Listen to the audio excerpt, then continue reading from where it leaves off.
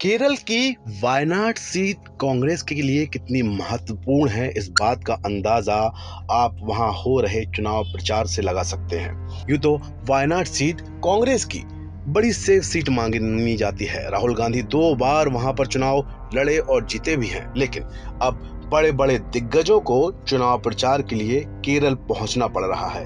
इसी कड़ी में ये तस्वीरें सामने आई हैं, जिसमें आप साफ देख सकते हैं कि कांग्रेस की नेता प्रियंका गांधी के लिए वायनाड में चुनाव प्रचार करने विनेश फोगाट पहुंची हैं हरियाणा से।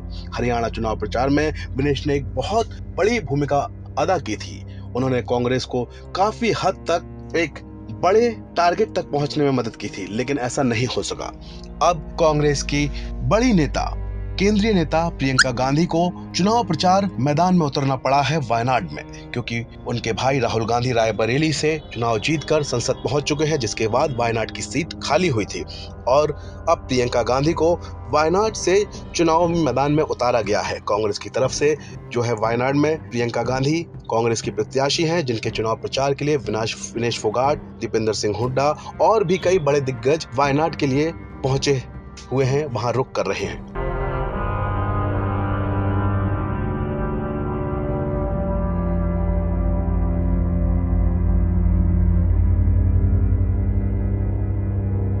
हालांकि आपको बता दें कि हाल ही में केरल के वायनाड से चुनाव लड़ रही प्रियंका गांधी के प्रचार में जा रहे कार्यकर्ताओं से हरियाणा कांग्रेस प्रदेश अध्यक्ष उदयबान ने एक अनोखी अपील की थी। उन्होंने कहा था कि वायनाड में हो रहे उपचुनाव में हरियाणा से कार्यकर्ता अपने स्तर पर प्रचार करने के लिए न जाएं। जिन कार्यकर्ताओं की वायनाड में ड्यूटी लगाई गई है, उन्हें अखिल भारतीय कांग्रेस कमेटी द्वारा बताया जाएगा। वायनाड का उपचुनाव अब राहुल गांधी के इस्तीफे की वजह से कराया जा रहा है। दोस्तों, केरल की वायनाड सीट 2008 से अस्तित्व में आई थी, तब से वायनाड लोकसभा सीट पर कांग्रेस का कब्जा रहा। इस पर 4 चुनावों में जो कि हुए, केवल कांग्रेस के प्रत्याशी जीते, जिसमें से 2 बार राहुल गांधी जीते हैं।